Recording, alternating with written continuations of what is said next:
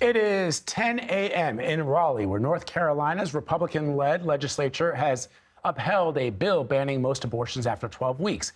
Last night, vote overrode Democratic Governor Roy Cooper's recent veto of the new restrictions. So joining us now is North Carolina Governor Roy Cooper. Governor, thanks so much for joining us this morning. Glad to be with you, Vlad and Anne-Marie. So are there any options left on the table for you to expand abortion access after 12 weeks in North Carolina? What are you looking at? Yes, they are. But let me just first say that the majority of the people of North Carolina don't want right-wing politicians in the exam room with women and their doctors. And they are mad that this has now become law, particularly women who feel like that they have been slapped in the face in a surprise move, sneaky move, by this legislature that moved this legislation through with lightning speed, with no public input and with no amendments. All we needed was one Republican to stop it, one Republican in either the House or the Senate. This vote shows that Republicans are completely unified in their assault on women's reproductive care. Now, for the past couple of weeks, we have been pointing out all of the problems with this legislation, the restrictions and the burdens. And they know how bad this is. So what they've done is they've spent the last couple of weeks arguing how this legislation is not as restrictive as we warned that it would be.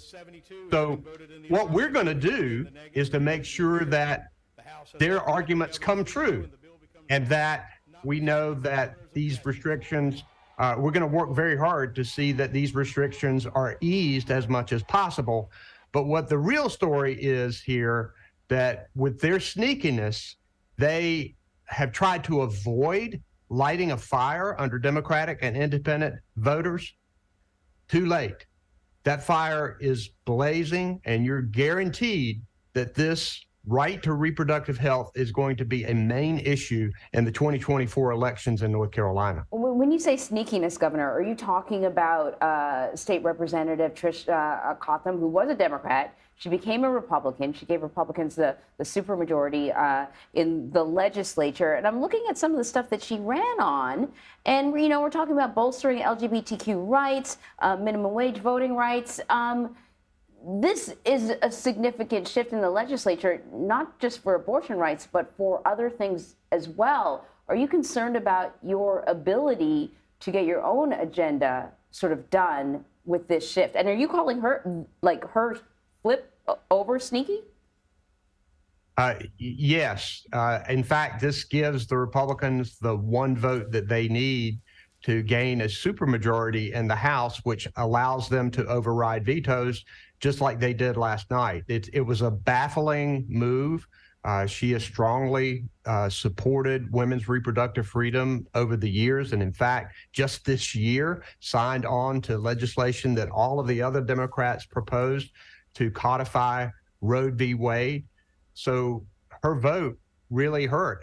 We could have used one or two other Republicans to help us do this, because there were other Republicans who made campaign promises that they would protect reproductive freedom, and they broke those promises. And the sneakiness came in that this legislation was created behind closed doors for months. It was released at night. It was voted on 42 hours later with no public input or no amendments allowed. It took them 42 hours to turn the clock back 50 years.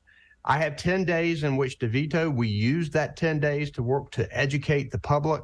And on the first legislative day they came back and overrode the veto. Every single Republican did what the Republican leadership told them to do. None of them had the courage to stand up and say, we need to stop this crazy train. So we're going to work to try to make their arguments come true, that this legislation is not as restrictive as we warned, and we're going to work toward 2024. We had a rally to veto the legislation. There were thousands of people there. That is just a taste of what they're going to get in 2024 when it's time for them to run for re-election. But Governor, and when it's time to elect a new governor of North Carolina.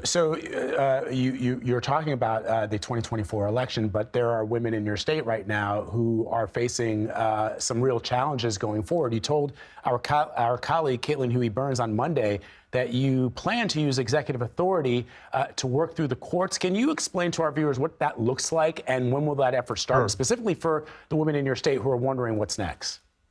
Yeah, this legislation was very confusing because it was drafted behind doors, closed doors, really didn't have good input from medical authorities who knew what they were talking about. So the bill is confusing. And for example, there's provision in the bill that limits medication abortion to 10 weeks. Yet Republicans were arguing when we were bringing in all this to light and they were trying to keep their swing Republicans in line, they argued, no, it allows it up to 12 weeks. So we will be arguing that that interpretation should be the one. They were also arguing that there weren't as many in-person visits required of a woman into the clinic as we said the bill looked like it said. We want their argument to be true now. They talked about not as many restrictions being put on clinics as it looks like the bill proposes, but it is confusing. So we will spend a lot of time to try and get the correct interpretation of this legislation that will expand access for women. Right now, as far as it can be in North Carolina, there may be some court cases. The amount of information that they're requiring women to provide, it really might even be a First Amendment challenge. Without their consent, the doctor has to send a copy of the sonogram to the state for I don't know who to read. I don't know what politician gets to read and see the private information of women. That's wrong on multiple levels. So I think you're going to see lawsuits. You're going to see real work to try to expand access under this legislation as written, working to protect women. And this is lighting a fire under people because of the 2024 elections that are coming, when every single legislative seat will be up, when there will be a new governor elected in 2024, 16 to 17 months from now. We know how important it is because Republicans have said that we're going to be unified in assaulting women's access to reproductive freedom. And the people of North Carolina now know that without a fact. They should not be believing any Republican in any swing district that says they're going to protect reproductive freedom, because what they will do is end up doing what other Republican leadership tells them to do, just like we saw in that vote last night. Yeah, a little bit of a reminder, a lot of the states around North Carolina had trigger laws. So when Roe v. Wade was overturned, automatically there were restrictions put in place for abortion, and North Carolina became one of the few states that women from other states would have access to. But here's a little bit of my counter argument, Governor. You know, these are Republican dominated state legislatures that are putting these restrictions in place. This, my argument is, this is who North Carolina voted for, with the exception of one state legislator, with the exception of Tricia Cotham, who ran as a Democrat. But what do you say to people who say voters in North Carolina chose these people to represent them, and this is the result? So they voted for me statewide by 250,000 votes. And I ran on a platform of protecting women's reproductive freedom. And in fact, I've done it the last 4 years with my vetoes because we had enough Democrats in the state legislature to uphold my vetoes. Republicans get a supermajority through super gerrymandered districts. That is the fault here. Our state Supreme Court ruled that partisan gerrymandering was illegal and that they had to redraw the congressional districts. Guess how they came out after that redraw? 7 Democrats, 7 Republicans sent to Washington. The new Republican Supreme Court has turned it up on its head.